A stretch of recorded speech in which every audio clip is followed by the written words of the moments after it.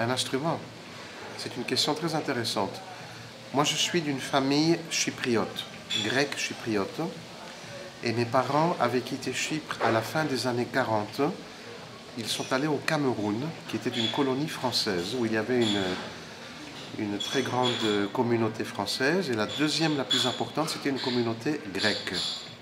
Donc nous habitions le Cameroun, qui était une colonie française, à Douala, et je me rappelle quand j'avais 3 ans et demi, mes parents avaient acheté un piano pour ma sœur, qui a 3 ans de plus que moi, et je me souviens très très bien lorsque les transporteurs camerounais ont installé le piano dans le salon de la maison. Je me rappelle très très très bien, et j'ai été attiré par le piano comme par un aimant.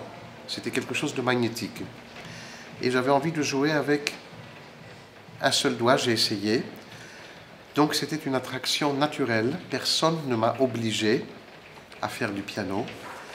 Et il se pourrait qu'il y ait un lien avec une vie antérieure. Pour ceux qui croient à la réincarnation, peut-être que j'étais musicien dans une autre vie. Je sais que ça peut choquer certains, mais je pense que j'étais musicien ou intéressé par la musique, au moins, dans une vie antérieure, parce que c'était complètement naturel. Et quand j'étais ensuite au Conservatoire national supérieur de musique de Paris, j'avais une facilité évidente. On appelait ça au conservatoire à l'époque une technique naturelle. C'est-à-dire, ça faisait partie de moi-même.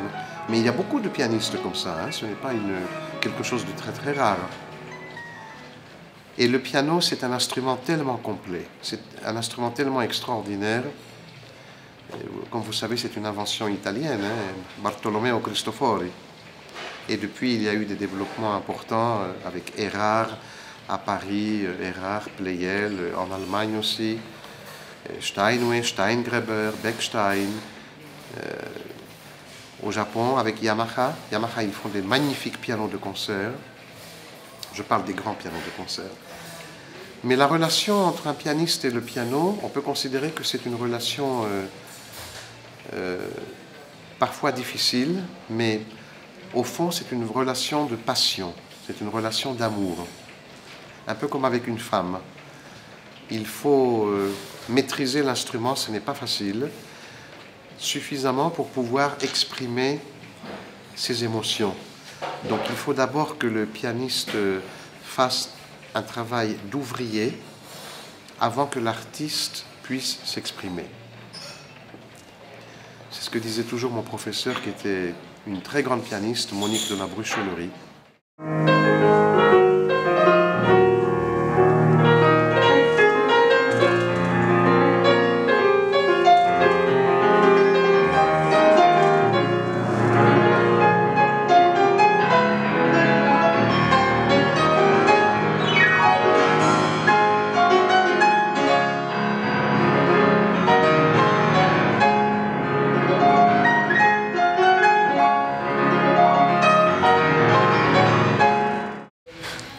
Si vous sentez une responsabilité vis-à-vis du compositeur que vous choisissez, pour comment rendre en fait la musique? Alors ça, c'est une question d'affinité avec la musique du compositeur, plus que la connaissance de sa vie. C'est très curieux. Parfois, il est nécessaire de connaître quelques aspects de la vie d'un compositeur, mais parfois, ce n'est pas si nécessaire que cela, parce que la musique créée par un compositeur va au-delà de sa personnalité et transcende sa personnalité. Et en fait, quand une musique est de très très grande qualité, d'un très très haut niveau, on peut considérer que c'est une musique universelle qui dépasse les frontières entre les divers pays, les ethnies, etc. C'est-à-dire que la musique de quelqu'un comme Chopin, par exemple, peut être ressentie très fortement par un Japonais ou un Brésilien, autant que par un Polonais, un Suisse ou un Canadien. Parce que les émotions sont communes à toute l'humanité. Donc je ne suis pas d'accord avec le fait de dire que seul un musicien russe peut ressentir la musique russe ou un musicien français la musique française, etc. Puisque les compositeurs, à ce niveau-là, transcendent leur propre ethnie, appartenance ethnique. Évidemment, vous avez parfois une couleur ethnique. Par exemple, une mazurka de Chopin est influencée par la musique de son pays, mais on peut la comprendre, on peut la ressentir, même si on n'est pas polonais. Et la responsabilité d'un interprète est encore plus grande envers le public, parce que nous vivons sur une planète où il y a beaucoup de folie. Nous avons connu un développement scientifique et technologique considérable, mais pas sur le plan spirituel. Et la différence entre maintenant, depuis 60 ans et avant les années 50, c'est que maintenant il y a la bombe atomique. Avant, nous nous battions avec des armes blanches ou des armes à feu, mais maintenant avec la bombe atomique c'est différent, parce que si un fou appuie sur le bouton, c'est toute la planète qui peut sauter. Donc l'artiste a une responsabilité dans la société, parce que pendant les 2 heures auxquelles vous assistez